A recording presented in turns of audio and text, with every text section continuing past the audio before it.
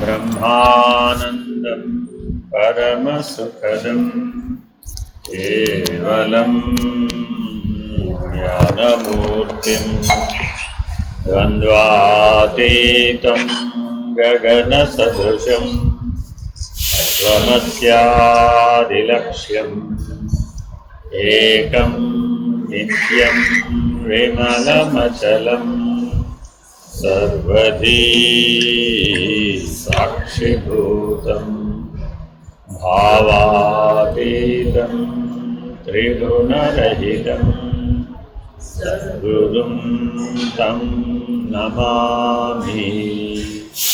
నమో బ్రహ్మాదిభ్యో బ్రహ్మ విద్యా సాంప్రదాయకర్తృభ్యో వంశ ఋషిభ్యో మహాభ్యో నమో గురుభ్యః.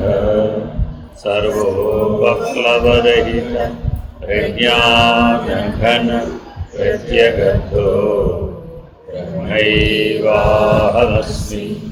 అహం పదార్థరహితః సదాశివసమారంభాః వ్యాసశంకరమధ్యమాम् అస్మదాచార్యపర్యంతాం వందే గురుపరంపరాం. హరి ఓం శ్రీ గురుభ్యో నమః. హరి ఓం. ఓం నిర్భయానందాయ విద్మహే అచల పరిపూర్ణాయ ధీమహి తన్నో పరాత్పరః ప్రచోదయాత్. ఓం సాईश्वराय విద్మహే సత్యదేవాయ ధీమహి తన్నః సర్వః ప్రచోదయాత్. ఓం తత్పురుషాయ విద్మహే మహాదేవాయ ధీమహి తన్నో రుద్రః ప్రచోదయాత్. ఓం సద్గురుదేవాయ విద్మహే జ్ఞానబోధామృతాయ ధీమహి తన్నో శ్రీ విద్యాసాగరః ప్రచోదయాత్. ఓం స్వాత్మానందాయ విద్మహే అచల పరిపూర్ణానందాయ ధీమహి తన్నో దేశికేంద్రః ప్రచోదయాత్. ఓం నమస్కందాయ విద్మహే ఋషి సాక్షాత్ ధీమహి తన్నో రమణః ప్రచోదయాత్. హరి ఓం. శ్రీ గురుభ్యో నమః. హరి ఓం. వేదాంత సిద్ధాంత కౌముది పరిశీలిస్తున్నాం. 50వ సూత్రం వరకు పూర్తి చేశాం. ఆత్మానుభవం ఎందుకు కావాలనుకుంటున్నట్ట మానవుడు? అది కూడా ఆనందమే కాబట్టి. అది ఆనందం కాకపోతే నాకు అక్కర్లేదు సుమి. భూభుక్షువైనా ఏం కోరాడు? ఆనందాన్నే కోరాడు. కాబట్టి ఏ ఆనందాన్ని కోరాడు? విషయానందాన్ని కోరాడు. మానవ జీవితంలో ఆనందాలు ఎన్ని రకాలుగా ఉన్నాయి? రోజువారీ మనం అనుభవించేవన్నీ విషయానందాలు. చూస్తే ఆనందం, కంటే ఆనందం, వింటే ఆనందం, తింటే ఆనందం. ప్రతిదానికి ఆనందమే కదా. అరటిపండు తిన్నావు, ఏమిటి వచ్చింది? ఇప్పుడు ఆనందమే కలిగింది. ఏదైనా సరే ఓ పని చేసేవాడు, ఆ పనికి ఫలితం ఏమిటి? ఆనందమే. పిల్లల్ని కనడం ఆనందం అంటావా, దుఃఖం అంటావా? పెంచడం దుఃఖం అంటావా, ఆనందం అంటావా? రామా, ఏమమ్మా చదువుకోవడం ఆనందం అంటావా, దుఃఖం అంటావా? రామా, తేల్చడానికి విలువ అదే మిశ్రితం. అందుకని నువ్వు ఎప్పుడైతే తేల్చలేకపోయావు అనుకో, అప్పుడేమన్నాడు పరమాత్మ? అది సుఖమో దుఃఖమో చెప్పలేకపోతున్నావు కదా. మిశ్రితం అంటే కాసేపు సుఖంగా వచ్చింది, కాసేపు దుఃఖంగా. పిల్లలు మాట వింటే సుఖం, వినకపోతే దుఃఖం.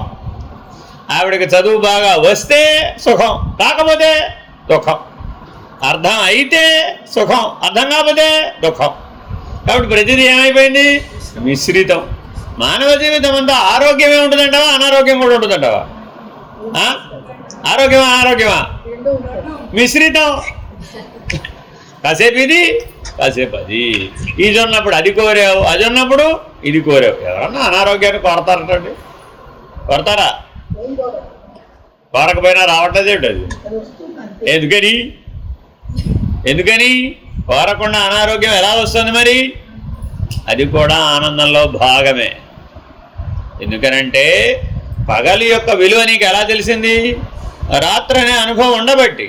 రాత్రి అనే అనుభవం లేకపోతే ఈ పగలి విలువ తెలుస్తుందా? తెలియదు కదా. ఆరోగ్యం విలువ ఎలా తెలియజెప్పాలి నీకు మరి? ఓ మధ్యలో 104 జ్వరం వస్తే అప్పుడు మన వ్యవహారం అంతా అటో ఇటో తెలియబోతుంది. అప్పుడు ఆరోగ్యం విలువ బాగా తెలిసింది. లేకపోతే వినమంటే వింటాడేమిటి, తినమంటే తింటాడేమిటి? నేను పెద్ద బర్గరే తింటానంటాడు ఆయన. అంతేనా కాదా? మరి మధ్యలో ఒకసారి ఎప్పుడన్నా డాక్టర్ దగ్గరికి వెళ్ళి వస్తే అప్పుడు డాక్టర్ చెప్తారు కదా, నైనా ఈసారి అవి కనుక తిన్నామంటే శాశ్వతంగా మా హాస్పిటల్లోనే ఉండాల్సి వస్తుంది, బెడ్ రిజర్వ్ చేసుకోమని. అప్పుడు మరి భయపడతాడు కదా. అప్పుడు అనారోగ్యం మరి మనకి గుర్తేనా కాదా? ఇప్పుడు సూచికేనా కాదా? మేల్కొలిపేనా కాదా? గురువేనా కాదా? కాబట్టి ఈ సృష్టిలో ప్రతిదీ కూడా నిన్ను గురువై మేల్కొలుపుతోంది, జ్ఞాన పాఠాన్ని నేర్చుకోమని చెప్తోంది. కాబట్టి ముముక్షువులందరికీ తప్పక ద్వంద్వానుభవాలు ఉండాలా అక్కర్లేదా? ఇప్పుడు ఉంటేనే మేలుకొనేది, లేకపోతే మేలుకోడు, వాడు మునిగిపోతాడు అంతే. సరే, ముముక్షువు కాకుండా రెండో వాడెవడు? ముముక్షువు. అర్థమేనండి? వీడు కూడా దేనికోసం ప్రయత్నించాడు. ఇప్పుడు మోక్షం ఎందుకు కావాలి వీడికి? ఆనందం కాబట్టి. ఆనందం కాకపోతే మోక్షం అక్కర్లేదు. ఉదాహరణ చెప్తా చూడండి. మీ అందరికీ కూడా బ్రహ్మజ్ఞానం కావాలా అక్కర్లేదా? బ్రహ్మజ్ఞానం ఉంటేనే మోక్షం వస్తుంది, లేకపోతే రాదు. మరి కాబట్టి బ్రహ్మజ్ఞానం కావాలా అక్కర్లేదా? మానవులందరికీ కావాలి. మరి బ్రహ్మస్థానంలో కూర్చుని ఈ బ్రహ్మాండాన్ని అంతా నువ్వు పరిపాలించాలి. ఇప్పుడేం చేస్తున్నావు? ఓ భార్య, ఓ 2 పిల్లల్ని పరిపాలించడానికి ఈ జీవితం సరిపెడుతున్నావు. బ్రహ్మజ్ఞానం వస్తే ఏం చేయాలి? ఈ బ్రహ్మాండాన్ని అంతా పరిపాలించాలి. అప్పుడు నీ సంసారం ఎంత పెరిగిందయ్యా అంటే బ్రహ్మాండం అంత పెరిగింది. ఇప్పుడు ఆనందమేనంటావా కాదంటావా? ఇప్పుడు ఆనందమేనా కాదా? తేల్చలేవుగా ఇప్పుడు. మరి అక్కడ కూడా ఏంటో కదా వచ్చింది, సుఖమో దుఃఖమో చెప్పలేకపోతున్నావు. ఏమయ్యా సంసారం అంతా దుఃఖం అంటావా సుఖం అంటావా అంటే ఏం చెప్తావు? అయిపోయింది, విస్తృతమే అయిపోయింది. కాబట్టి చాలా భాగం ఎలా కనపడుతుంది? కొండొకచో సుఖంగా కనబడుతుంది, కొండొకచో దుఃఖంగా కనబడుతుంది. Very very important. కాబట్టి సుఖం దుఃఖానికి కారణమవుతుందట, దుఃఖం సుఖానికి కారణమవుతుంది. ద్వంద్వాలు పరస్పరం కారణభూతం అవుతున్నాయట. ఒప్పుకుంటారా మీరు? ద్వంద్వాలు ఒకదానికొకటి కారణం అవుతున్నాయట. ఎలా ఒప్పుకుంటావేంటి? సుఖంలో నుంచి దుఃఖం పుడుతుందటండి, మళ్ళీ దుఃఖంలో నుంచి సుఖం పుడుతుందట. ఇది కరెక్టేనా? ఎలాగా? ప్రూఫ్ ఉండాలిగా మనకి ఏదైనా కానీ. మీరు నిజంగా రోజు సుఖాన్ని అనుభవిస్తూనే ఉన్నారండి, రోజు కారులో వెళుతున్నారండి, నడిస్తే వచ్చినటువంటి అనుభవం ఎప్పుడైనా వస్తుందంటారా? మీకేమనిపించింది? ఒకసారి తిరుపతి కాలి నడకన నడిచింది, భగవద్ దర్శనం చేసుకొస్తే బాగుండు అనిపించింది. ఎందుకు అనిపించింది? రోజు ఈ కారులో వెళ్ళి వెళ్ళి వెళ్ళి వెళ్ళి ఏ డిఫరెన్స్ తెలియట్లేదండి. ఈ సుఖం నాకేమీ సుఖమని అనిపించడం లేదు రోజు అనుభవించేసేటప్పుడు. మరి అప్పుడు ఏం చేయాలి? ఒకసారి మధ్యలో ఒకసారి తిరుపతి కొండకి నడిచి వెళ్ళొస్తే అప్పుడేమైంది? సుఖం విలువ బాగా తెలిసినా తెలియలేదా? కాబట్టి ఈ సుఖం దేనిలోకి తీసుకెళ్ళింది? దుఃఖానుభవంలోకే తీసుకెళ్తుంది. విషయ సుఖాలన్నీ కట్టకడపటికి అంత్యానికి ఎప్పుడైనా సరే ఏమిటవి? దుఃఖములుగానే పరిణమిస్తాయి. కాబట్టి ఇప్పుడు సుఖంగా అనిపించి తర్వాత కాలంలో అంత్యకాలంలో తీవ్ర దుఃఖాన్ని కలిగించేటటువంటి విషయానందాన్ని తప్పక మనం త్యజించాలి. ఎలా త్యజించాలి? జ్ఞానంతో త్యజించాలి. దేనైనా వదలాలంటే ఏం కావాలి? జ్ఞానం కావాలి. దేన్నైనా నువ్వు పట్టుకోవాలంటే ఏం కావాలి? అజ్ఞానం కావాలి. అది నిన్ను పట్టుకుందా, నువ్వు దాన్ని పట్టుకున్నావా? సంసారం అనే వృక్షాన్ని నువ్వు పట్టుకున్నావా? ఆ వృక్షమే నిన్ను పట్టుకుందా? అదే నన్ను పట్టుకుంది. సంసారం వచ్చి నన్ను పట్టుకుంది కానీ నేను సంసారాన్ని పట్టుకున్నానేమిటి? ఇది కరెక్ట్.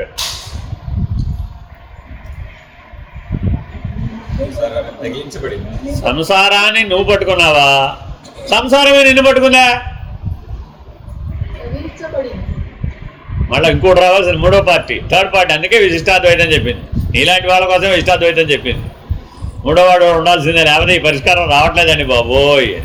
ద్వైతం వల్ల పరిష్కారం రాలేదు, జీవుడు దేవుడి మధ్య పరిష్కారం రాలేదు. కాబట్టి జగత్ అనే దాన్ని ఒకటి తెచ్చిపెడితే అప్పుడు సరిపోయిందట.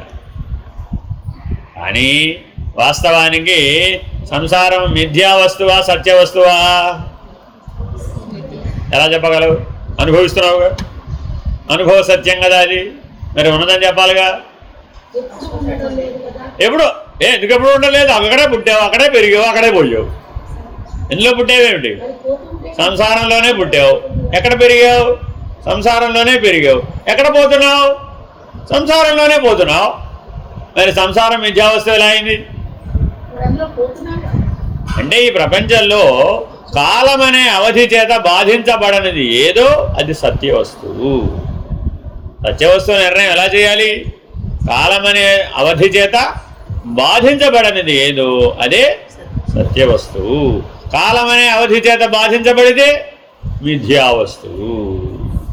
ఉదాహరణ చెప్పారు. ఏమండి, మీరు ఎంతో విస్తారంగా మీరు ప్రేమించే ఈ సంసారం అనే వృక్షం ఉంది కదా, ఇది కళలో కూడా ఉందంటారా? ఏమండి, మీరు ఉద్యోగం చేస్తున్నారు కదా, మీ ఉద్యోగం కళలో కూడా ఉందా? లేదా? మరి ఉద్యోగం సత్యవస్తువా మిథ్యావస్తువా? కాసేపే ఉంది కదా. మరి నువ్వు ఆ కంపెనీలో పనిచేసినంతసేపు, ఆ సీట్లో కూర్చున్నంతసేపు 6 గంటలో 8 గంటలో ఉద్యోగివి, అంతేనా కాదా? ఇంటికి వచ్చావయ్యా, మీ ఆవిడ దగ్గరికి వెళ్ళావు, నేను మేనేజర్ తెలుసా అన్నావు. ఆవిడేమంది?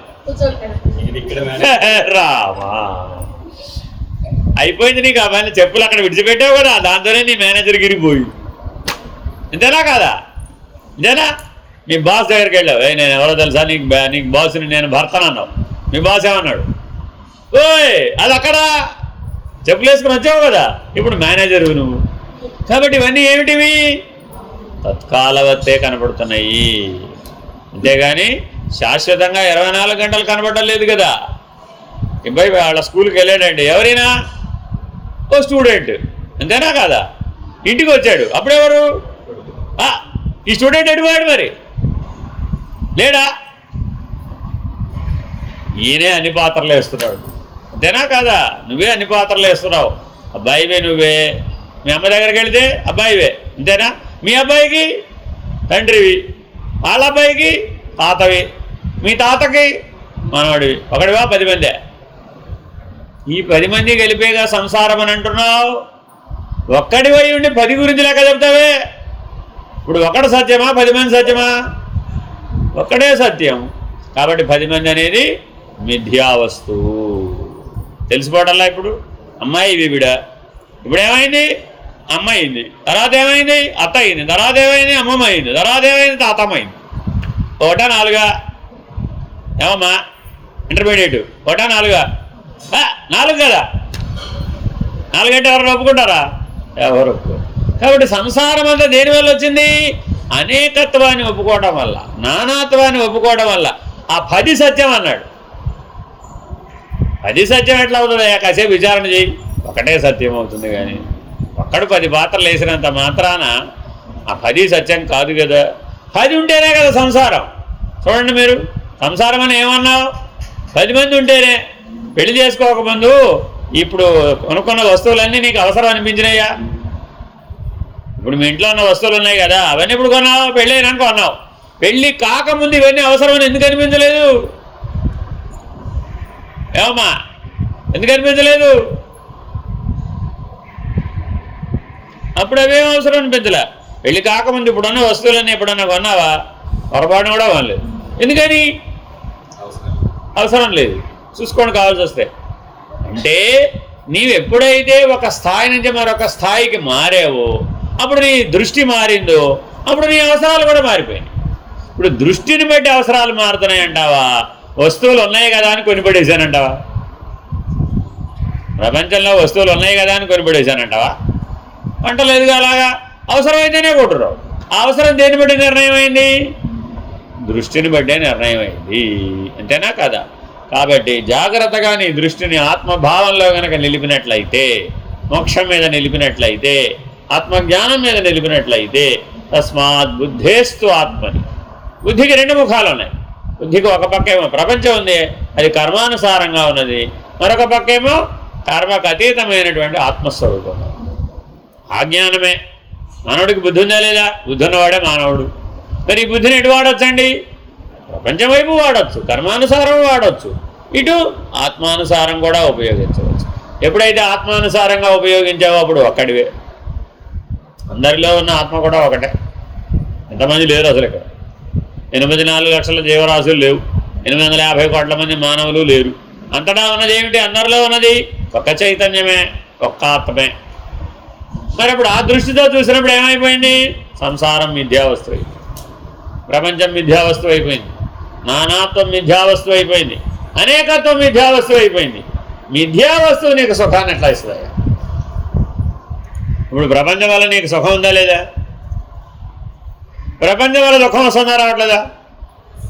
ప్రపంచం వల్ల నీకు సుఖమా దుఃఖమా మిశ్రమమా? 3 ఆన్సర్లు తప్పే. ఎందుకని? ప్రపంచం మిథ్యా వస్తువు కదా. అద్దంలో ఉన్న ప్రతిబింబం నన్ను బాధిస్తోంది అన్నట్టు. ఎవడు అద్దంలో ఉన్న ప్రతిబింబం నిన్ను బాధిస్తుందా? అవకాశం లేదు. కానీ అద్దంలో ఉన్న ప్రతిబింబం నా సుఖానికి కారణం అన్నట్టు. దానివల్ల సుఖం వస్తుందా? దానివల్ల దుఃఖం వస్తుందా? దానివల్ల ఏమైనా మిశ్రమమైన ఫలితం వస్తుందా?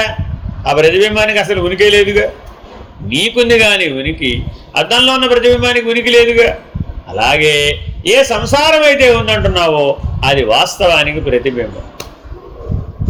నీ ప్రపంచం వేరే, ఆ అమ్మాయి ప్రపంచం వేరే, ఈవిడ ప్రపంచం వేరే, ఆ పిల్లాడి ప్రపంచం వేరే, ఆయన ప్రపంచం అంతకంటే వేరే.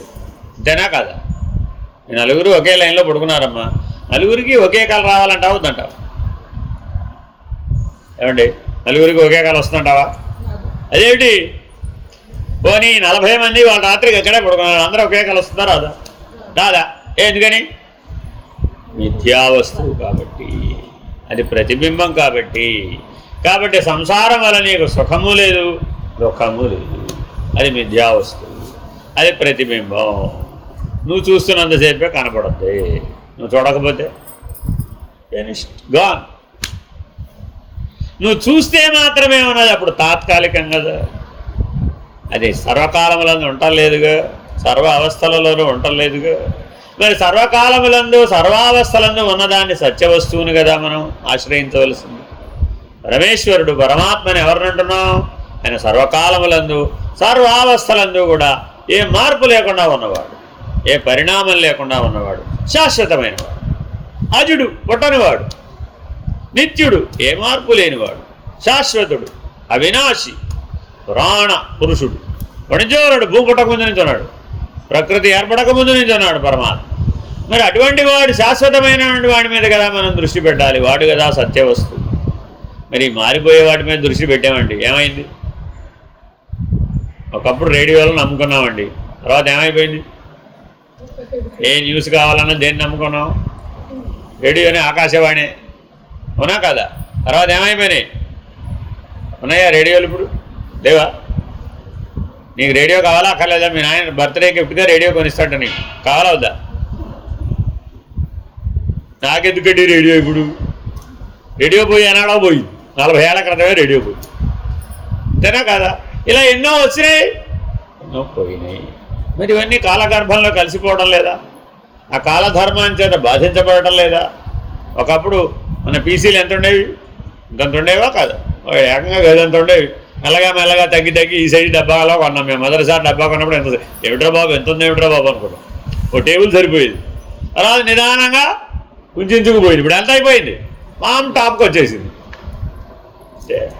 పీసీ అంటే పామ్ టాప్ కంప్యూటర్. ఇప్పుడు ఇంకా ఇప్పుడు ఏమిటది వచ్చిందండి? ఏమిటది?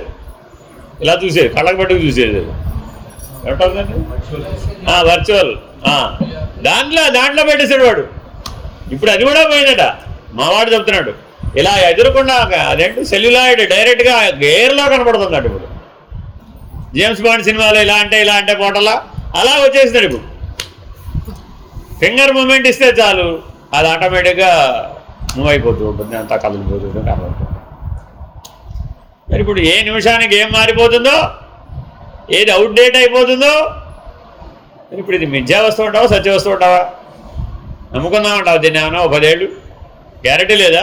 అయ్యయ్యో, ఎప్పుడైతే గ్యారంటీ లేదో మిథ్యా వస్తువు. అది సత్య వస్తువు కాదురా నాయన. మరి ఈశ్వరుడు కూడా అలాగే మారిపోతున్నాడంటావా? పరమాత్మ కూడా అలాగే మారిపోతున్నాడంటావా? భగవంతుడు కూడా అలాగే మారిపోతాడంటావా? మారటం లేదు కదా. సృష్టి ఆది అంది ఎలా ఏ భగవంతుడు ఉన్నాడో సృష్టి అంతా వెళ్ళిపోయినా కూడా ఆ భగవంతుడే ఉన్నాడు. ఈ సృష్టి వల్ల ఏ పరిణామాన్ని పొందలేదు, ఏ బాధితము కాలేదు. కాబట్టి చాలా జాగ్రత్తగా ఈ సృష్టిని స్థూల సూక్ష్మ కారణ స్థితులలో మనం విచారించాలి. కళ్ళకు కనబడేది కేవలం స్థూలం మాత్రమే. మీ ఆవిడ అందంగా ఉంటుందట, ఎలా తెలుసు నీకు? ఎలా తెలుసు నీకు? అందం అంటే ఇక్కడ ఏదో నిర్వచనం ఉంది, ఆ కళ్ళతో చూసావు అంతేనా కాదా? ఇక్కడ అందం అంటే నిర్వచనం లేదయ్యా. అప్పుడు ఏం చెప్తావు చెప్పు? కళ్ళు ఉన్నాయిగా, చూసావుగా, చెప్పవయ్యా ఈవిడ ఏమంటావు? ఇక్కడ అందం అంటే ఏమిటో తెలియట్లేదా మా తల్లి? అప్పుడు ఇప్పుడు అందంగా ఉందనో లేదని అంటే చెప్పాలి, చెప్పలేవుగా. ఇందాక మనం సుఖమా దుఃఖమా అంటే ఏమన్నావు? అబ్బో చెప్పలేమంటే మిశ్రితం అన్నావా లేదా? ఇప్పుడు అందంగా ఉందా లేదా అంటే అది కూడా మిశ్రితమే. ఎందుకంటే ఎప్పుడు అందంగా ఉండదు, ఎప్పుడు అందంగా ఉండదో ఆవిడకే తెలియదు. చిన్నప్పుడు ఒకలాగా ఉంది, యవ్వనంలో మరొకలాగా ఉంది, వృద్ధాప్యం వస్తే మరొకలాగా ఉంటుంది. ఈ అందం శాశ్వతమేనంటావా? గ్యారంటీగా శాశ్వతమేనంటావా? గ్యారంటీ. అలాగే నీలో ఉన్నటువంటి శక్తి శాశ్వతమేనా? ఎందుకని? బాల్యంలో శక్తి ఒకలాగా ఉంది, యవ్వనంలో ఒకలాగా ఉంది, అనారోగ్యం వస్తే ఒకలాగా ఉంది, వృద్ధాప్యంలో మరోలాగా ఉంది. మరి శక్తి శాశ్వతం అంటావేమిటి? పదార్థం శాశ్వతమేనా అంటే అది శాశ్వతం కాదు. శక్తి శాశ్వతమేనా అంటే అది శాశ్వతం కాదు. మరి శక్తి అంతా సూక్ష్మం కదా, పదార్థం అంతా స్థూలం కదా. కాబట్టి మరి ఈ ప్రకృతిని చాలా జాగ్రత్తగా విశ్లేషించాలా వద్దా? స్థూలము, సూక్ష్మము, దాని అవతల ఉన్న కారణము అనే 3 స్థాయిల్లో మనం కనబడేదాన్ని మనం జాగ్రత్తగా విచారణ చెయ్యాలి. అదే విషయం మనకి 51వ సూత్రంలో చెప్తున్నారు. స్థూల సూక్ష్మ రూప శరీర త్యాగపూర్వక భగవత్ సాక్షాత్కార జనిత నిజ స్వరూపావిర్భావపూర్వక భగవత్ కళ్యాణ గుణానుభవ జనిత తత్కైంకర్య సామ్రాజ్య ప్రాప్తి భగవత్ ప్రాప్తి. ఏమయ్యా, భగవంతుడు సత్యవస్తువు అంటున్నావు కదా, ఆ సత్యవస్తువు అయిన భగవంతుడిని పొందడం ఎలాగా? ఆ మార్గం తెలియాలా అక్కర్లేదా? ఎలాగో ఈ సూత్రంలో చెప్తున్నాను. స్థూలాన్ని సూక్ష్మాన్ని గనక త్యజించి దానికి అవతల ఉన్నటువంటి కారణావస్థలో ఉన్నటువంటి భగవంతుడిని కనుక మనం పట్టుకోగలిగితే, తెలుసుకోగలిగితే, ఈ రెండింటినీ దాటగలిగితే అప్పుడు మనం ఏం తెలుసుకుంటామట? వారి యొక్క నిజస్వరూప ఆవిర్భావాన్ని మనం తెలుసుకోగలం. లేకపోతే ఎప్పుడూ మన తెలివి ఎందులో పడిపోతూ ఉంటుంది? అయితే స్థూలం, లేకపోతే సూక్ష్మం. అయితే పదార్థం వెంట పడిపోతూ ఉంటుంది, లేకపోతే శక్తి వెంట పడిపోతూ ఉంటుంది. కానీ భగవంతుడు అనేవాడు ఈ పదార్థానికి శక్తికి అవతలివాడు. జాగ్రత్తగా గమనించాలట. స్థూల సూక్ష్మములకు శరీరములను విడచి భగవత్ సాక్షాత్కారమున నిజస్వరూపమును గైకొని భగవంతుని కళ్యాణ గుణములను అనుభవించుట, భగవత్ కైంకర్యమనుడి సామ్రాజ్యమును పొందుట భగవత్ ప్రాప్తి అనబడును. అలా ఎవరైతే ఈ స్థూల సూక్ష్మాలను అధిగమించి ఆ భగవంతుని యొక్క దర్శనాన్ని పొందారో వాళ్ళు భగవంతుని యొక్క కళ్యాణ గుణాలను పొందారు. వెంకటేశ్వర స్వామికి నిత్య కళ్యాణం చేస్తూ ఉంటారు కదా, రోజు కళ్యాణమే ఆయనకి. ఎందుకండి ఆయనకి రోజు కళ్యాణం? మనకేమో జీవితానికి ఒకసారి కళ్యాణమా, ఆయనకేమో రోజు కళ్యాణమా? ఏమిటి నాకు అర్థం కాదు. అలా ఎందుకు పెట్టారు మీరు? అంటే నీవు నిత్యస్వరూపుడవు, నీకు కూడా నిత్య కళ్యాణమే. ఎప్పుడు? నువ్వు భగవంతుని లక్షణాలతో ఉంటే. అవి కళ్యాణ గుణములని పేరు.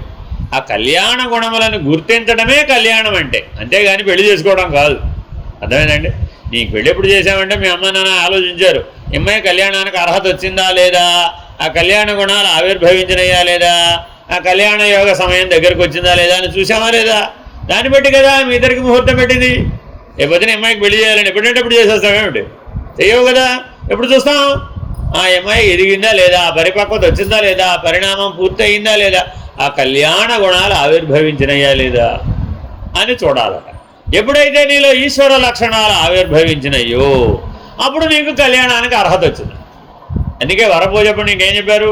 ఆయన నువ్వు సాక్షాత్ నారాయణ స్వరూపుడివి, అమ్మ నువ్వెవరమ్మా? సాక్షాత్ గౌరీదేవివి, ఆయన పరమేశ్వరుడు, నువ్వు మహాలక్ష్మివి, ఆయన నారాయణమూర్తి, నువ్వు వాణి, ఆయన హిరణ్య గర్భుడు అని 7 జంటల పేర్లు చదివి వినిపించారు అగ్నాష్టకాలలో.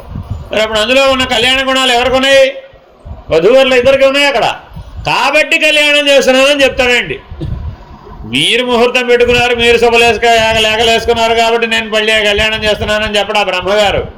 ఇదిగో ఈ 7 మహనీయులైనటువంటి దంపతుల యొక్క కళ్యాణ గుణాలు ఈ వధూవరులు ఇద్దరు ఎందుకు కనబడుతున్నాయి కాబట్టి బ్రహ్మజ్ఞానం అన్నటువంటి వారందరం కలిసి ఈ కళ్యాణ గుణాలు కలిగినటువంటి వాళ్ళని లోక కళ్యాణ నిమిత్తం వీళ్ళ కళ్యాణాన్ని నిర్వహిస్తున్నామని చెప్తాడు. మీ ఇద్దరు పెళ్ళింది చేసినారు ఇప్పుడు 15 ఏళ్ళ తర్వాత 20 ఏళ్ళ తర్వాత అడుగుతున్నా పెళ్ళింది చేస్తున్నారని. నువ్వు అడిగేటమ్మా మీ ఆయన ఎప్పుడన్నా నేను పెళ్లి చేసినామని అడగలేదా? అయ్యో రామ, అడగొద్దా? అడిగితే ఏం చెప్పుండేవాడు? అయ్యా మిశ్రితం అనేవాడు, అంతే, గొడవలేదు. కానీ వాస్తవానికి మరి మనం ఈ కర్మేనా కాదా ఇది? పెళ్లి చేయడం అనేది పనే కాదా? ఆ పని ఎందుకు చేసావు? లోక కళ్యాణ నిమిత్తం రాజాపత్య ధర్మంలో భాగంగా చేశాను. అది లోక కళ్యాణ హేతువైనటువంటిది. దీని లోక కళ్యాణాన్ని జరపడానికి కావాల్సినటువంటి మహానుభావులని సృష్టించడానికి ఉపయోగపడింది. అర్థమైందండి? ఎవరిని కనాలయ్యా అంటే మహర్షులని. వాళ్ళందరూ మనలాగా పుట్టిన వాళ్ళేగా, కానీ వాళ్ళు జ్ఞానవంతులుగా జీవించారు, భగవత్ కళ్యాణ గుణాలతో జీవించారు. కాబట్టి ఎటువంటి పుత్రుల్ని కనాలయ్యా, ఎటువంటి వారసుల్ని కనాలయ్యా అంటే భగవత్ కళ్యాణ గుణాలతో కూడినటువంటి వారసుల్ని కని లోక కళ్యాణం కొరకు నేను ఈ యజ్ఞాన్ని ప్రారంభిస్తున్నాను. అది సృష్టి యజ్ఞంలో భాగం. కళ్యాణం చేయడం అనేది చిన్న విషయం కాదండి, సృష్టి యజ్ఞంలో భాగం అది. కాబట్టి యజ్ఞ భావన లేకపోతే ఏ కర్మైనా బంధహేతు అవుతుంది. ప్రతిదీ యజ్ఞ భావనతో ఎప్పుడైతే చేస్తావో అప్పుడు నీకెప్పుడు బంధహేతువు కానివ్వదు. అప్పుడు నీలో ఏ ఈశ్వర గుణాలన్నీ ఆవిర్భవిస్తాయి. అర్థమైందండి? అందుకని భగవంతుని పూజ చేసిన, అర్చన చేసిన అనేక యజ్ఞాలు ఉన్నాయండి. జపయజ్ఞం ఉంది, జ్ఞానయజ్ఞం ఉంది, ధ్యానయజ్ఞం ఉంది, స్వాధ్యాయ యజ్ఞం ఉంది. అలాగా భగవంతుడు భగవద్గీతలో ఎన్నో యజ్ఞ భావాలను మనకు అందించాడు. ఆ యజ్ఞ భావన దృష్ట్యా మనం జీవించామనుకోండి, అప్పుడు మనలో ఏమైపోయింది? ఆ ఈశ్వర గుణాలే ఆవిర్భవించాయి. అప్పుడు ఆ ఈశ్వర గుణాలతో జీవిస్తే అప్పుడు అనుభవం ఏమని వచ్చింది? ఈశ్వరుడువే నీవు, అప్పుడు జీవుడు కాదు. అందుకని జాగ్రత్తగా భగవత్ కైంకర్యమున కొరకై నీ జీవితాన్ని, ఆయన సామ్రాజ్యంలో స్థానం పొందడానికి నీ జీవితాన్ని ఎప్పుడైతే ఆ భగవత్ ప్రాప్తి అనే దాని కొరకు జీవిస్తావో అప్పుడు నీవు బుభుక్షువు నుంచి ఏమైపోయావు? ముముక్షువు. ఆ మార్పు ఎలా వస్తుందో చెప్తున్నాను. తత్పరశ్చద్విధ భక్త ప్రపన్న భేదాత్. ఏమండి, నేను పుట్టిన దగ్గర నుంచి దేవుడు దేవుడు దేవుడు అని అంటున్నానండి బాబు. ఆ దేవుడు ఎక్కడ ఉన్నాడో ఇంతవరకు లభించలేదు. ఈ దేవుడు దేవుడు దేవుడు అనేవాళ్ళు 2 రకాలు. ఎక్కడికక్కడ మళ్ళా చెప్తున్నాడండి. భగవత్పరుడు 2 విధములు. ఒకడు భక్తుడు, 2 ప్రపన్నుడు. ఏమిటండి తేడా? భక్తి 2 విధాలు. ఏమిటది? భగవంతుడు కోసమే చేసేవాడు ఒకడు, రెండోవాడు ఎవడు? కష్టాలు తప్పిపోవాలని భగవంతుడు పెట్టుకునేవాడు ఒకడు. అవునా కదా? చూడండి, భగవంతుడి దగ్గరికి వెళ్ళేవాళ్ళు 2 రకాలు కనబడతారు. ఒకడికి భక్తి బాగా ఎక్కువైపోయి వెళ్తాడు, ఒకడేమో ఉన్న కష్టాలు తొలగిపోవాలి వెళ్తాడు. ఆపన్న ప్రపన్నుండు ఆర్తిహరుండు. ఎవరండి? వెంకటేశ్వర స్వామి. వేంకట, కట అంటే కష్టం, వేం అంటే తొలగించేవాడు. ఆపన్న ప్రపన్నుడు. ఆపద రాగానే ఏడుకొండలవాడా వెంకటరమణ గోవిందా గోవిందా ముడుపు కట్టేశాడు. అంతే. ఏమండి, మా అమ్మాయి పెళ్ళి అయితే నీ కొండకు వచ్చి తలనీలాలు ఇస్తానయ్యా, ముడుపు కట్టేశానయ్యా అంటాడు. ఇప్పుడు పెళ్ళి అనేది మరి ఆయన చేయాలా నువ్వు చేయాలా? అమ్మాయి పెళ్ళి నువ్వు చేయాలా, వెంకటేశ్వరుడు చేయాలా? ప్రయత్నం నువ్వు చేయాల్సిందే, అంతేనా కాదా? కుదరచడం మాత్రం నీ చేతిలో లేదమ్మో, ఆయన చేతిలో ఉంది, అంతేనా కాదా? కాబట్టి జాగ్రత్తగా మానవ ప్రయత్నం, దైవ సంకల్పం 2 అనుకూలించినప్పుడే అది ఫలితాన్ని ఇచ్చింది. మరి ఇలా వెళ్ళేవాడు లేరా? ఓడి మంది ఉంటారుగా. వీళ్ళందరూ ఎవరు? ప్రపన్నులు. అర్థమైందండి? ఈయన ఆరాధిస్తాడు, కానీ ఈయనకేం కావాలి? ఐహికార్థం, లౌకికార్థం కావాలి. అదే కేవలం పరాభక్తి చేత, అనన్య భక్తి చేత భగవంతుడి కోసం మాత్రమే, భగవత్ ప్రాప్తి కోసం మాత్రమే ప్రార్థించే వాళ్ళందరూ ఎవరయ్యా అంటే వాళ్ళు భక్తులు. తత్ర నిత్య నైమిత్తిక విహిత కర్మానుష్ఠాన జనిత నిరతిశయ ప్రీతి రూపాపన్న తైలధారావదచ్ఛిన్న స్మృతి సంతాన రూపోయవాన్ భక్త. ఎవరయ్యా భక్తుడు? మనం అందరం భక్తులమేనా కదా? ఒకసారి మనకి మనమే మార్కులు వేసుకుందామండి. మనం అందరం భక్తులమేనంటారా కాదంటారా? భక్తులమేనంటారా? భక్తి అంటే ఏమిటి? ఒప్పుకున్నాక అడగాలండి. నేను భక్తుడిని అని ఎవరైతే ఒప్పుకుంటారో వాళ్ళు అడగాలట భక్తి అంటే ఏమిటి అని. స్వస్వరూపానుసంధానం భక్తిరిత్యభిధీయతే అని శంకర్లు సూత్రం చెప్పారు. శాస్త్ర విహితములకు నిత్య నైమిత్తిక కర్మలను ఆచరించినందున నిరతిశయ ప్రీతి రూపముకు తైలధార వలె ఎడతెగని స్మృతి సంతాన రూపోపాయము కలవాడు భక్తుడు. అంటే ఒక్క గాలి తీసుకుని విడిచిపెట్టడం ఉంది కదా, మనం నిరంతరాయంగా చేసే పని ఏమిటి? గాలి తీసుకుని విడిచిపెట్టడం. ఆ గాలి తీసుకుని విడిచిపెట్టడంతో సమానంగా భగవత్ చింతన చేసేవాడెవడు? వాడు భక్తుడు. ఒక్క శ్వాస కూడా భగవత్ చింతన లేకుండా వాడు గాలి తీసుకుని విడవడు. అది అవిచ్ఛిన్న తైలధారవత్. పైకి ఇలా ఎత్తి నూనె పోస్తున్నామమ్మా, లేదు నెయ్యి పోస్తున్నామమ్మా. హోమంలో నెయ్యి వేస్తారు కదా, ఆజ్యధార వేస్తారు కదా, అప్పుడు ఎలా వేస్తారు? తెగిపోకుండా పోస్తాడు. అర్థమైందండి? అదాన్ని ఏమంటారు? అవిచ్ఛిన్న తైలధార అంటారు. అలాగే మనలో కూడా గాలి తీసుకుని విడవడం అనేది ఎలా జరుగుతుంది? అవిచ్ఛిన్నంగా జరుగుతుంది. కాబట్టి నీతో శ్వాసతో సమానంగా భగవత్ చింతన ఎవరైతే చేస్తారో వాళ్ళే భక్తులు. సరిపోయిందా? మనందరం కూడా భక్తులేనంటారు. కాబట్టి మనందరం భక్తులేనంటారా? శ్వాసతో సమంగా భగవత్ చింతన చేస్తున్నామంటారా? మధ్య మధ్యలో విరామం ఇస్తున్నానంటారా? ఇంటర్వెల్ ఉందంటావా మధ్యలో? మరి ఇంటర్వెల్ ఉంటే భక్తుడు కాదయ్యో, ప్రపన్నుడు. అప్పుడు రెండో కేటగిరీలోకి వెళ్ళిపోతాం. మధ్య మధ్యలో గుర్తొచ్చినప్పుడు చేస్తానండి అన్నావు అనుకోండి, అప్పుడు ఏమైపోయావు? ప్రపన్నుడు, భక్తుడు కాదు. సర్వోపాయ పరిత్యాగపూర్వక భగవచ్చరణారవిందైక శరణవర్ణవాన్ ప్రపన్న.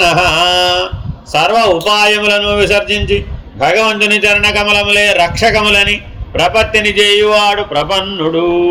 కష్టం రాగానే ప్రతి ఒక్కడు ఏం చేస్తాడు? బయటపడడానికి ప్రయత్నిస్తాడా లేదా? ఏదైనా కష్టం వస్తే మనం ప్రయత్నం చేయాలా అక్కర్లేదా బయటపడడానికి? కానీ భగవంతుని చరణములే నాకు శరణము, వేరే ఇంకా ఏ ఉపాయము నా కష్టాన్ని దాటించలేదు అని అదొక్క ప్రయత్నాన్ని మాత్రమే చేసేవాడు ఎవడు? వాడు మాత్రమే ప్రపన్నుడు. కాబట్టి చాలా జాగ్రత్తగా భక్తుడనే కేటగిరీలో ఉండాలి అంటే అర్హత ఏమిటి? శ్వాసతో సమంగా భగవత్ చింతన చేయాలి. ప్రపన్నుడు అనే కేటగిరీలోకి రావాలంటే ఏం చేయాలి? భగవంతుని శరణు వేయడం అనే ప్రయత్నం ఒక్కటే చేయాలి, కానీ మిగిలిన ప్రయత్నాలతో పాటుగా ఇది కూడా చేస్తానండి అనేవాడు ప్రపన్నుడు కాదు. తత్ర భక్తి ప్రపత్యో శక్తి అధికారి విశేషణే ఇది కేచిదాహు. శక్తి ఉండినా భక్తి లేని ఎడల ప్రవృత్తిని చేయవలను అని కొందరు అందరూ. సరే ఏమండి, కేవలం భగవంతుడిని శరణు వేడితే కష్టాలు తొలగిపోతాయా? ఒప్పుకుంటారా ఎవరైనా? భగవంతుని శరణు వేడితే కష్టాలు తొలగిపోతాయా? తొలగిపోవా? నువ్వే ప్రయత్నం చేయకూడదు. నువ్వేమీ ప్రయత్నం చేయకుండా ఊరకుండి భగవంతుని శరణు చొచ్చితే కష్టం తొలగిపోతుందా? తొలగిపోదా?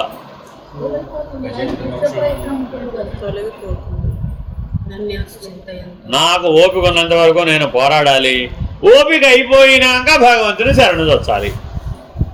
ఇలా వాదించేవాడు కొంతమంది ఉన్నారట మన విశాలాక్షి గారిలో.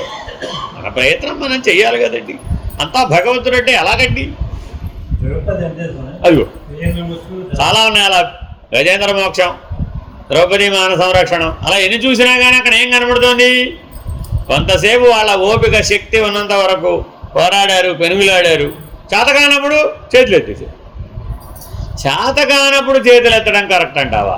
ముందే చేతులు ఎత్తడం కరెక్ట్ అంటావా? బావాజీ మఠం తిరుపతి వెళ్ళారనుకోండి మీరు, అక్కడ బావాజీ మఠం ఉంటుందండి. ఆయన సుల్తాన్ గారు ఏం పరీక్ష పెట్టాడు?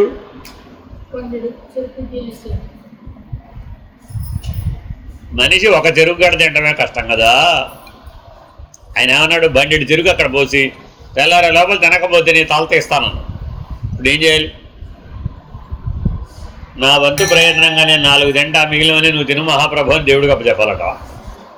ఇక మన శక్తి అనుసారం తింటామంటే పోరాటం అంటే ఆయన ఏం అలా చేయలే, చేతులు ఎత్తేసాడు అంతే.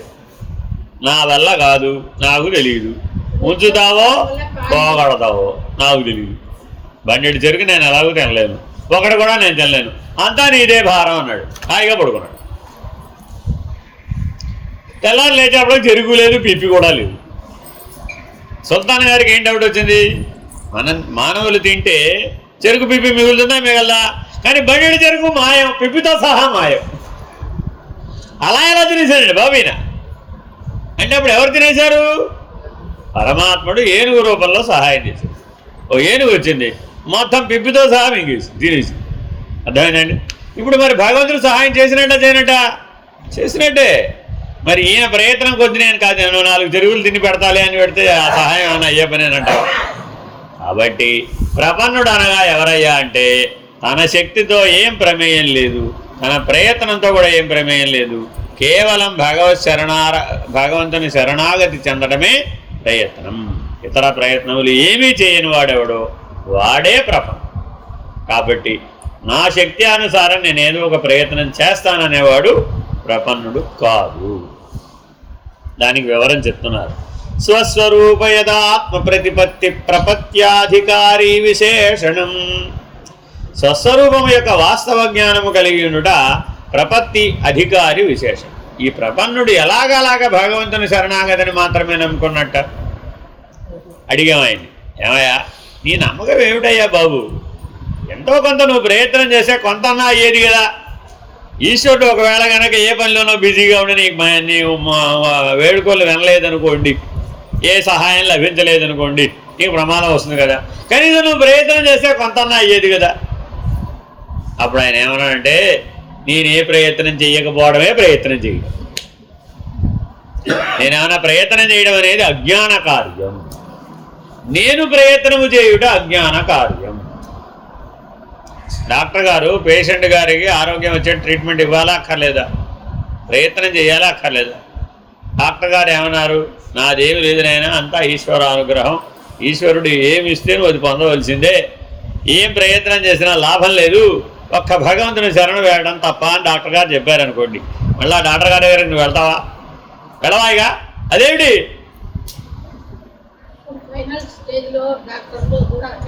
ఫైనల్ మామూలు ఇక్కడ మొదలైనా చివరైనా ఒకటే. ఇక్కడ ఆ డాక్టర్ గారు భక్తుడండి, భగవంతుడిని శరణు వేడాడండి. ఆయన దగ్గరకు వచ్చిన వాళ్ళందరికీ ఏం చెప్తాడు? ఈశ్వర అనుగ్రహం కోసం ప్రార్థించిన ఆయన భగవంతుని శరణాగతి పొందడం తప్ప వేరే మార్గం లేదు, ఏమి ఇవ్వాలన్నా ఆయన ఇవ్వవలసిందే, నేను నిమిత్త మాత్రమే, నా వల్ల అయ్యేదేమీ లేదు, నేను ప్రయత్నం కూడా ఏమీ చేయను, నువ్వు కూడా ఏ ప్రయత్నం చేయమాక అని చెప్పాడు అనుకోండి. డాక్టర్ గారు వెళ్తారా మీరు ఆయన దగ్గరికి? అన్యాయం పాడుగాను. కాబట్టి మనం ఎవరం నిజ భక్తులం కాదు. మనం ఎంతసేపు కూడా స్వప్రయత్నాన్ని నమ్ముకున్నటువంటి అజ్ఞానావృతమైన జీవులమే. నా శక్తి ఉన్నంత వరకు నేను ప్రయత్నం చేస్తాననే వారమే కానీ నేను అసలు లేనివాడను, నేను భ్రాంతి పురుషుడను. జీవుడు అనేవాడు భ్రాంతిమయ పురుషుడు, మిథ్యా పురుషుడు. మిథ్యా జగదధిష్టాన ముక్తిదాయి ఆరేరా. మిథ్యా జగత్తులో భాగం కదా ఈ జీవుడు. ఈ జీవుడు అందులో భాగం అండి, ఆ జగత్తులో భాగం. ఆ జగత్తు మిథ్యా వస్తువు కదా, ఇందాక తెలిసి. మరి ఇప్పుడు సత్యవస్తువు ఎవరు? ఈశ్వరుడు ఒకడే. మరి అటువంటిప్పుడు ఎవరిని శరణ వేడాలి? ఆ ఈశ్వరుడే శరణ వేడాలి, వేరే మార్గాలు లేవు. మిగిలినవన్నీ నా ప్రయత్నం నేను చేస్తాననేవాడు ఉన్నాడే, వాడేదంతా అజ్ఞానయుతమైన ప్రయత్నం. అందుకని నేను ఏమైనా సరే 1116 పుస్తకాలు చదివి ఈశ్వరుడు అంటే అటో ఇటో తెలుసాను అన్నాం అనుకో, తెలుస్తుందంటావు? ఈశ్వరుడు ఏమంటాడు? అటో ఇటో ఇంకో ఒకటేసుకో, 11,116 చదువు, అయినా తేలిందా? ఎందుకని? ఇలా స్వస్వరూపానుసంధానం లేకుండా, ఆత్మానుసంధానం లేకుండా, 3 గుణాలను దాటకుండా, ఆ ద్వంద్వాలను దాటినటువంటి దృష్టి లేకుండా ఎన్ని ప్రయత్నాలు చేసినా ఆ ప్రయత్నాలన్నీ అజ్ఞానయుతమైన ప్రయత్నాలు. దానికి ఫలితం ఏమిటి వస్తుంది? అజ్ఞానానికి ఫలితం అజ్ఞానమే, అజ్ఞానానికి ఫలితం దుఃఖమే, ఆవేదనే. అదే ఎప్పుడైతే నువ్వు స్వస్వరూపానుసంధానం అనేటటువంటి ప్రయత్నం ఒక్కటే చేస్తావో అప్పుడేమైపోయింది, అదే ఫలితం, ఆ స్వరూపాన్నే పొందుతావు. సచ తృప్తార్థభేదాద్వివిధ. మళ్ళా ఆ ప్రపన్నులైన వాళ్ళు ఎవరైతే ఉన్నారో వాళ్ళు రెండు రకాలయ్యా. మళ్ళా ఎలాగట, ఆ ప్రపన్నుడు తృప్తుడనియు ఆర్తుడనియు రెండు విధాలు. అన్నీ తీరిపోయినాయి అనుకోండి, అన్నీ తీరిపోయిన వాడేవాడు తృప్తుడు, తీరని వాడేవాడు ఆర్తుడు. కాబట్టి భగవంతుడిని శరణు వచ్చే వాళ్ళు రెండు రకాలుగా ఉన్నారట. ఏమిటి, ముడుపు కట్టాడండి, ఆ కార్యక్రమం తీరిపోయింది, వాళ్ళ అమ్మాయిని పెళ్లి చేద్దామని ముడుపు కట్టాడు, వాళ్ళ అమ్మాయి పెళ్ళి అయిపోయింది. ఇప్పుడు ఏం చేశాడు, తృప్తితో వెళ్ళాడు భగవద్ దర్శనం. ఇంకొక ఆయన వాళ్ళ పక్క ఆయన ఏం చేశాడు, వాళ్ళ అమ్మాయి పెళ్లి చేయాలి, ఈయన ఆయనకేం అడ్వైజ్ ఇచ్చాడు, పోయిన సంవత్సరం నేను కూడా ఇలా నీ పరిస్థితిలోనే ఉన్నాను, మా అమ్మాయికి పెళ్లి చేయాలనుకున్నానయ్యా, ఇదిగో ముడుపు కట్టాను, ఈ సంవత్సరానికి పెళ్ళి అయిపోయింది, ఇదిగో మళ్ళా భాగవత నువ్వు కూడా ముడుపు కట్టవయ్యా, ఓ సంవత్సరానికి పెళ్ళి అయిపోతుంది, అప్పుడు నువ్వు కూడా తృప్తితో. అంటే ముడుపు కట్టినప్పుడు ఎవరు ఆర్తుడు, తీరిపోయిన తర్వాత ఎవరు తృప్తుడు. ఇద్దరూ ప్రపన్నులే, ఇద్దరూ పరమాత్మను ఆశ్రయించిన వాళ్లే. మరి ఇప్పుడు ద్వివిధాలుగా కనబడుతున్నారా లేదా?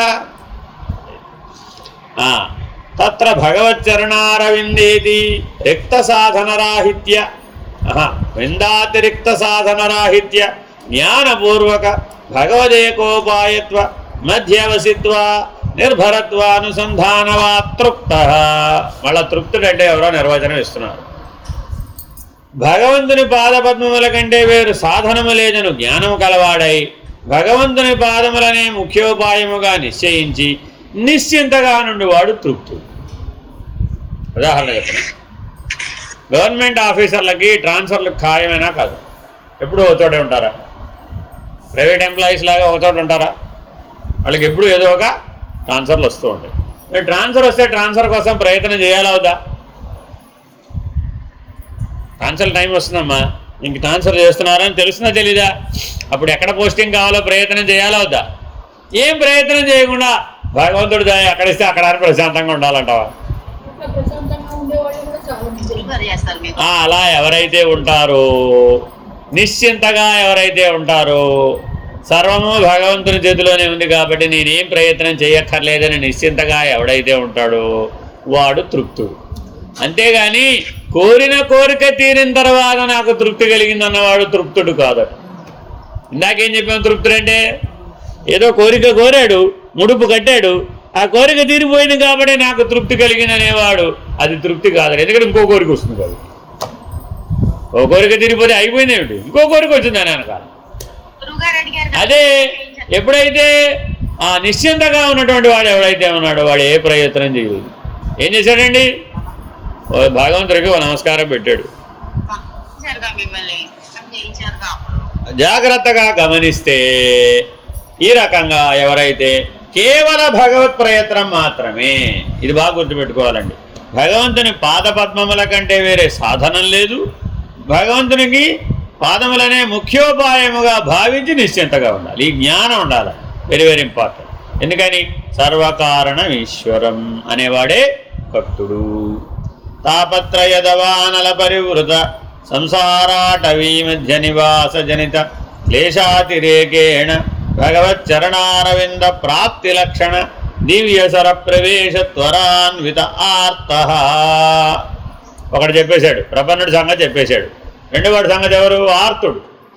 ఆర్తుడు అనగా ఎవరు, తాపత్రయమనడి కార్చిచ్చుచే చుట్టబడిన సంసారమనడి అడవి యందు నివసించడం వలన కలిగిన దుఃఖాతిశయముచే భగవచ్చరణారవింద ప్రాప్తి అనడు దివ్య సరస్సునందు ప్రవేశించి త్వరతో కూడినటువంటి వాడు ఆర్తుడు. అంటే అర్థం ఏమిట, మనం అందరం సంసారం అనే అడవిలో ఉన్నామా లేదా?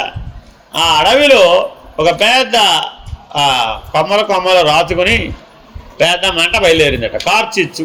దాన్ని ఏమంటారండి, దావానలం. ఆ దావానలం చుట్టూ అల్లుకుందట, మధ్యలో మనం ఉన్నామట. ఏం చేయాలి ఇప్పుడు మనం? ఏం చేయాలి? నిప్పు నార్పాలంటే ఏం కావాలి? నీళ్లు కావాలి. మరి ఎటువంటి నీళ్లు కావాలి? ఏకంగా దావానలాన్ని ఆర్పగలిగేటంత నీళ్లు కావాలట. మరి ఏం చేయాలి? ఆ పరమాత్మని శరణ వేడి కుంభవృష్టి కురిపించమని అడగాలి. లేకపోతే కార్చిచ్చు చల్లారదు. నువ్వేదో ఎక్కడి నుంచో బావిలో నుంచో పంపులో నుంచో బోరు కొట్టో నీళ్లు పోస్తానంటే ఆ అడవి అంటుకున్నటువంటి అడవి ఆరాలంటే అవుతుందంటవా? మరి నేను ప్రయత్నం చేస్తానంటే ఎటువంటిదేట? ఈ దావానలాన్ని ఆర్పడం లాంటిదే. ఆల్రెడీ మనం అందరం సంసారం అనేటటువంటి అడవిలో ఉన్నాం. ఆ అడవి ఆల్రెడీ కార్చిచ్చు అంటుకున్నది. ఏమిటా కార్చిచ్చు? జనన మరణ రూప భ్రాంతి. ఆ దావానలం ఏంటండి? అనుక్షణం అని భయపెట్టేది ఏమిటి? జనన మరణ రూప భ్రాంతి. అది మనం నిరంతరాయంగా భయపెడుతుంటుంది. నీ ఆయుష్ అయిపోయింది, నీ కాలం ఖర్చు అయిపోయింది, నీ టైం అయిపోయింది అని లోపల నుంచి చెప్తూ ఉంటుంది. మాటి చెప్పినప్పుడల్లా మనకేమనిపిస్తుంది? అమ్మో నా టైం అయిపోయిందంట బాబోయ్ అనిపిస్తుంది. కాబట్టి చాలా జాగ్రత్తగా ఈ జనన మరణ రూప భ్రాంతి అనేటటువంటి కార్చిచ్చును చల్లార్చాలి అంటే దివ్యామృత రసం అనే జలమును మనం చేరాలి అనే ఆర్తిని కలిగి ఉంటాడు వాడు ఆర్తుడు. అర్థమైందండి? ఆర్తి అంటే ఏమిటి? ఇటువంటి శాశ్వత పరిణామాన్ని, శాశ్వత ప్రయోజనాన్ని మాత్రమే ఆశించేవాడెవడో వాడు ఆర్తుడు. నను భగవద్గుణానుభవస్య పురుషార్థత్వం కథం. ఓయి భగవద్గుణానుభవం పురుషార్థమెట్లగును. ఆక్షేపణ. ఏమండి, ఇందాక ధర్మార్థ కామ మోక్షాల గురించి చెప్పారు కదా, పురుషార్థాలని. అందులో మోక్షం భగవద్గుణాల వల్లనే సాధ్యమవుతుందన్నారు కదా. మోక్షం పురుషార్థాల్లో భాగం కాదన్నారు కదా. ధర్మార్థ కామాలు మాత్రమే ప్రయత్నం వల్ల సాధ్యమవుతాయి. ప్రయత్నం వల్ల మోక్షం రాదు, ప్రయత్నం వల్ల ఆత్మజ్ఞానం రాదు, ప్రయత్నం వల్ల భగవద్గుణాలు రావు అన్నారు కదా. మరి ఇప్పుడు భక్తుడు, ఆర్తుడు, ప్రపన్నుడు దేనికోసం ప్రయత్నం చేస్తున్నారు వీళ్ళు? ఆ భగవత్ కైంకర్యానికి, ఆ భగవత్ లక్షణాల కోసమే ప్రయత్నం చేయమంటున్నావు కదా. మరి ఇప్పుడు ఆ భగవద్ అనుభూతి నీ ధర్మార్థ కామాల్లోకి వచ్చేస్తుందంటవా? పురుషార్థముల లోపల ఈ భగవద్ అనుభూతి ఎక్కడ ఉంది? లేదు కదా. అది ప్రయత్న సాధ్యమని ఎలా నిరూపిస్తావు? అది ప్రయత్న సాధ్యం కాకపోతే ఈ భక్తుడు, ఆర్తుడు, ప్రపన్నుడు చేసినవి వృధా కదా. మరి ఇప్పుడు ఈయనని భగవంతుని శరణ వేయడం కరెక్ట్ అంటావా? శరణ వేయడం అనవసరాన్ని భగవంతుడు లేడే హాయిగా ఉండమంటావా? ఇప్పుడు మన చుట్టుపక్కల ఉన్న వాళ్ళలో లేరు అలాగా? ఏమన్నా భగవంతుడు అన్నా అనుకోండి, ఏమంటాడు? ఏంటయ్యా బాబు నీ భగవంతుడు ఎక్కడ ఉన్నాడో తెలియదు, ఏం చేస్తున్నాడో తెలియదు, ఎప్పుడు వస్తాడో తెలియదు, ఈ లోపల మనం అయిపోతాం అంటున్నారా లేదా? ఎందుకనిట? భగవంతుడు ప్రయత్న సాధ్యంగా లభించడు. ఆ భగవద్గుణాలు ప్రయత్న సాధ్యం కాదు. మరి ఎలాగండి పొందడం? ఎలాగా? మరి ఇప్పుడు దాన్ని ఏమంటారు? దాన్ని పురుషార్థములలోకి భగవద్ అనుభూతిని తేవాలంటావా, తేవక్కర్లేదంటావా? అంటే ప్రయత్న సాధ్యం అనాలంటావా, ప్రయత్న సాధ్యం కాదని చెప్పాలంటావా? కళ్యాణ గుణాలు రావాలి, ఈశ్వర గుణాలతో జీవించాలి. ఇప్పుడు దానికోసం ప్రయత్నం చేయాలంటావా, ప్రయత్నం చేయక్కర్లేదంటావా? ప్రయత్నం చేస్తే ఆ భగవద్ అనుభూతి పురుషార్థాల్లోకి వచ్చేస్తుంది. మన ముందు ఒక ఆక్షేపణ పెట్టాడు. ఈ ఆక్షేపణ ఎలా పరిష్కరిస్తాం? గుర్తుపెట్టుకోండి, ఈ ఆక్షేపణలన్నీ నీ బుద్ధి పెట్టేటటువంటి ఆక్షేపణలు, మర్చిపోకూడదండి. ఎవరో పెట్టటల్లా. నువ్వు ఏదైనా సరే చేద్దాం అనుకున్నావు అనుకోండి, కాసేపు నేను 24 గంటలు జపం చేద్దాం అనగానే జపం చేస్తే ఏమిటి వస్తుంది కనుక అటు 24 గంటలు ధ్యానం చేద్దామని కూర్చున్నాడు అనుకోండి, ఆ 24 గంటలు ధ్యానం చేసినంత మాత్రాన భగవంతుడు వస్తాడా ఏమిటి? ఈ ఆక్షేపణలను ఎవరు చేసేది? మన బుద్ధే. దాన్నే ఇక్కడ శాస్త్ర రూపంలో చెప్తున్నాడు. ఆయన నువ్వు ప్రయత్నాలు చేస్తే భగవద్ అనుభూతి కలుగుతుందని ఇప్పటిదాకా చెప్పి వెంటనే నీ బుద్ధి చెప్పిన ఆక్షేపణ చెప్తున్నాడు. ఏమయ్యా, కళ్యాణ గుణాలు, భగవత్ కైంకర్యం, భగవద్ అనుభూతి, మోక్షం అనేటటువంటివి పురుషార్థములలో భాగం కాదు కదా అని ఇందాక ప్రూవ్ చేసావు కదా. మరి మళ్ళా నన్ను ప్రయత్నం చేయమంటావేమిటి? ఏదైనా ప్రయత్నం చేయాలంటే అది ఏమై ఉండాలి? క్రమమై ఉండాలి. అది క్రమమైతేనే ప్రయత్న సాధ్యం. ఉదాహరణ చెప్తాను, అర్థమైపోతుంది. ఇప్పుడు మీకు వెన్న కావాలండి. వెన్న కావాలంటే ఏం చేయాలి? పాలు తోడు పెట్టాలి, తోడు పెట్టింది చిలకాలి, మజ్జిగ చేయాలి, మజ్జిగ చేసిన తర్వాత వెన్న వచ్చేదాకా చిలకాలి, ఆ వెన్నను వేరు చేయాలి, దాన్ని కాయాలి, నెయ్యి ఇవ్వాలి. ఈ ప్రయత్నం అంతా చేయాలా అక్కర్లేదా? మరి ఈ ప్రయత్నం అంతా చేస్తే ఒకసారే జరిగిందా, క్రమంగా జరిగిందా? క్రమంగానే జరిగింది. కాబట్టి పురుషార్థములు క్రమంగా ఫలిస్తాయే కానీ ఆగంతుకంగా ఫలించవు. ఫలితాలు 2 రకాలు. ఒకటి క్రమ ఫలితం, రెండవది ఆగంతుక ఫలితం. అర్థమైందండి? ఆగంతుక ఫలితం మోక్షం. అది ఆగంతుక ఫలమే కానీ క్రమఫలం కాదు. మోక్షం క్రమంగా వస్తుందండి, రాదు. మోక్షం ఆగంతుకం, జ్ఞానం ఆగంతుకం. జ్ఞానం క్రమం కాదు. ఎందుకని? కర్మ, భక్తి, యోగం మాత్రం క్రమం. ప్రయత్నాలను ఎందులో ఉంటాయి? కర్మ, భక్తి, యోగంలో ఉంటాయి. వీటన్నింటిలో కూడా ఫలం ఏమిటి? క్రమం. విచారణ కూడా క్రమం, అది కూడా సాధనే. అర్థమైందండి? కానీ సిద్ధి అయిన జ్ఞానము మోక్షము ఆగంతుకం. అంటే అర్థమేమి? ఏమో నాకు చాలా చదువుతా. ఉన్నది ఉన్నట్లుగా సిద్ధిస్తుందండి జ్ఞానం అనేది. జ్ఞానం అనేది కొత్తగా తెచ్చేది కాదు. అర్థమైందండి? పురుషార్థం అంటే ఏమిటి? కొత్తగా తేవాలి. ప్రయత్నం దేనికోసం చేసావు? అంతకుముందు లేదు, నీ దగ్గర లేదు. లేని దానికోసం ప్రయత్నం చేసావు. కానీ మోక్షము, జ్ఞానం అనేవి లేని దాన్ని తేవటం కాదు, లేని దానికోసం ప్రయత్నం చేయటం కాదు. ఉన్నది ఉన్నట్లుగా తెలుసుకోవడం జ్ఞానం, ఉన్నది ఉన్నట్లుగా ఉండటం మోక్షం. అంతే. మరి ఇప్పుడు దానికి ఆగంతకమా క్రమం అంటే ఆగంతకమే. ఉన్నది ఉన్నట్లుగా తెలియాలి, ఉన్నది ఉన్నట్లుగా ఉండాలి. జ్ఞానం అంటే ఏంటండి? ఉన్నది ఉన్నట్లుగా తెలియడం. మోక్షం అంటే ఏంటండి? ఉన్నది ఉన్నట్లుగా ఉండడం. ఉన్నది ఉన్నట్లుగా ఉండటం ఇవాళ మొదలుపెట్టి రేపటిదాకా ఉంటానండి. ఇప్పుడు ఉంటానంటావా? ఇప్పుడే ఉంటావు కదా. ఇప్పుడే జరిగితే అది ఆగంతకం కదా. మరి ఇప్పుడు మొదలుపెట్టి రేపటికైతే క్రమం. నేను చదువు ఎప్పటికి పూర్తవుతుందమ్మా? ఓయ్, నీ చదువు ఎప్పటికి పూర్తవుతుంది? నిన్నే అడిగేది. 6వ క్లాస్. నీ చదువు ఎప్పటికి పూర్తవుతుంది? ఎప్పటికైపోతుంది నీ studies? When will you complete your studies? అంతే, 1.5 yearలో అయిపోతుంది. అంతా తర్వాత లేదా ఇక గోవిందనా నారాయణ ఆ తర్వాత ఇంకా ఎన్ని సంవత్సరాలు చదవాలి నువ్వు? ఆయనకి తెలియదు ఇప్పుడు. ఎందుకని? బుద్ధి వికాసంలో ఆ అవధిని నిర్ణయించడానికి కావాల్సినంత జ్ఞానం లేదు. అంతేనా కదా? 5 ఏళ్ళు చదవాలా, 10 ఏళ్ళు చదవాలా, 15 ఏళ్ళు చదవాలా, 20 ఏళ్ళు చదవాలా, ఎక్కడి దాకా చదవాలనే నిర్ణయం లేదు కాబట్టి, లక్ష్య నిర్ణయం లేదు కాబట్టి ఎంతకాలం చదవాలనేది తెలియాలి. క్రమానికి ఎప్పుడు ఏముండాలి? లక్ష్యం ఉండాలండి. ఆగంతుకానికి లక్ష్యం ఉండాలా? అక్కర్లేదు. ఈయనకి వృద్ధాప్యం వచ్చినట్ట రానట్ట? ఏమమ్మా మీ ఆయనకి వృద్ధాప్యం వచ్చినట్ట రానట్ట? ఇంకా రాలేదా? తల నరిసిపోయింది అక్కడ ఆల్రెడీ. గడ్డ నరిసిపోయింది ఆల్రెడీ. తల నరిసిపోతే గడ్డ నరిసిపోతే వృద్ధాప్యం వచ్చినట్టేనమ్మా? ఏమయ్యా వచ్చినట్టే ఒప్పుకుంటావా? రాలేదా? అది మిశ్రితం. ఆయనకి అన్నిటికీ ఆన్సర్ ఇది బాగా దొరికింది. అంటే సగం వచ్చిందంటే సగం రాలేదు రామ్మా. ఆలోచించి చూడండి. ఇప్పుడు క్రమమా ఆగంతకమా? క్రమం. బాల్యం, యవ్వనం, కౌమారం, వృద్ధాప్యం క్రమమేగా. ఆగంతకంగా వచ్చిందేమిటి? సృష్టిలో ఏదైనా సరే క్రమానుసారమే ఉన్నది. ప్రకృతి అంతా ఒక క్రమాన్ని అనుసరించే ఉన్నది.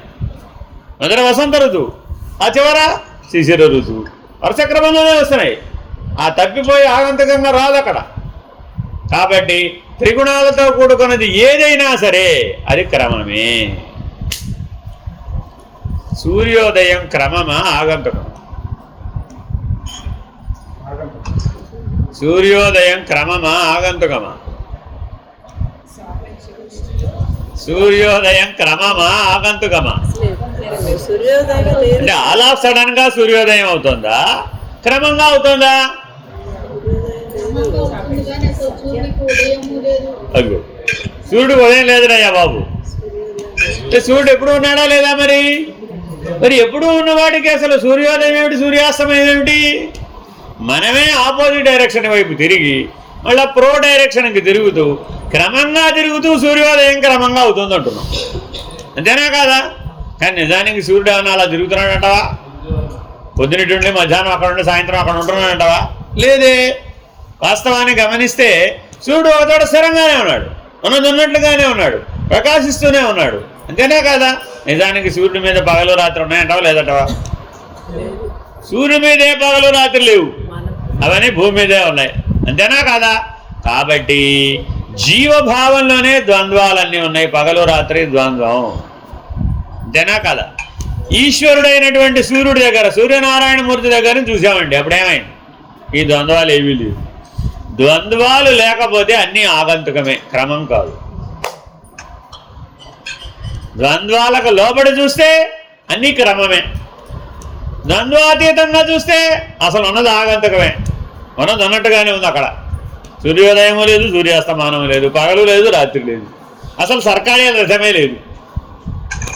సర్కాడియల్ రిథం లేకపోతే మెలటోనిన్ ఎలా వస్తుంది? మెలటోనిన్ రాకపోతే నిద్ర ఎక్కడి నుంచి వస్తుంది? నిద్రే రాకపోతే మెలకు ఎక్కడి నుంచి వస్తుంది? అవస్థాత్రయం ఉందని ఎలా చెప్తావు? అసలు ఒక పగలు రాత్రి అనే దాన్ని తీసివేస్తే నీ జీవ వ్యవసాయాన్ని కూలిపోయినాయి. అసలు నువ్వు జీవుడివే కాదు, భూమి మీద ఉన్నావు కాబట్టి. భూమి మీద ఉన్నావు కాబట్టి. అదే నువ్వు సూర్యస్థానం మీదకి వెళ్ళి చూసావనుకోండి, ఫినిష్డ్.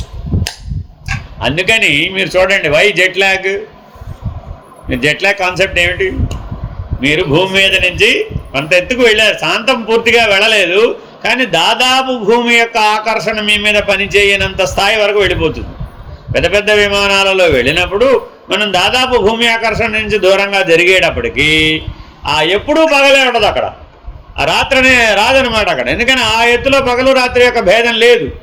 ఇక్కడ పగల్లో బయలుదేరాడు, అక్కడ పగల్లోనే దిగాడు, మధ్యలో కూడా పగలే ఉండదు. విమానంలో నీకు రాత్రి అనే ఫీలింగ్ రాదు. వాడు తలుపు, వాడు లైట్లన్నీ తీసేసినా, కళ్ళ గంటలు కట్టినా, ఏం చేసినా లోపల ఇది పగలనే చెప్తుంది. దిగేటప్పటికి ఏమైపోతుంది మన పరిస్థితి? వారం పాటు కుస్తీ పడితే కానీ అది పగలో రాత్రి తిరిగి. ఎందుకని? ఇక్కడ పగల అమెరికాలో రాత్రి, వీడు అక్కడికి వెళ్ళి ఏం చేశాడంటే హాయిగా రాత్రి అంతా మేలుకుంటాడు, పగలంతా నిద్రపోతాడు. వారం రోజులు నానా తిప్పలు పడితే కానీ అప్పుడు మళ్ళా పగలు రాత్రి అడ్జస్ట్ అవ్వాలి. అంతేనా కాదా? అసలు మన శరీరంలో ఉన్నటువంటి హార్మోన్స్ అన్నీ కూడా ఇది ఒక్క సిస్టమ్ మీద ఆధారపడదు. ఇది పని చేయకపోతే అన్నీ భంగం అయిపోతాయి. మరి సరిగ్గా అన్నం అరగదు, సరిగ్గా విసర్జించలేడు, సరిగ్గా శ్వాసించలేడు, రక్త ప్రసరణ కూడా సరిగ్గా ఉండదు, బ్రెయిన్ డల్గా ఊగిపోతూ ఉంటాడు, డిమ్ అయిపోతుంది, బ్రెయిన్ సరిగ్గా పనిచేయదు. ఓ వారం దాటితే కానీ మళ్ళీ సెట్ అయిపోతుంది. మరి ఇప్పుడు మన జీవితం మొత్తాన్ని పగలు రాత్రి శాసిస్తుందా లేదా? శాసిస్తుంది. Why not? ఎప్పుడూ రాత్రిలోనే ఉంటాం అంతే. ఇక్కడి నుంచి రాత్రిలో పోయి రాత్రిలో దిగామనుకోండి, మధ్యలో కూడా రాత్రే ఉండదు, అక్కడ పగలు ఉండదు.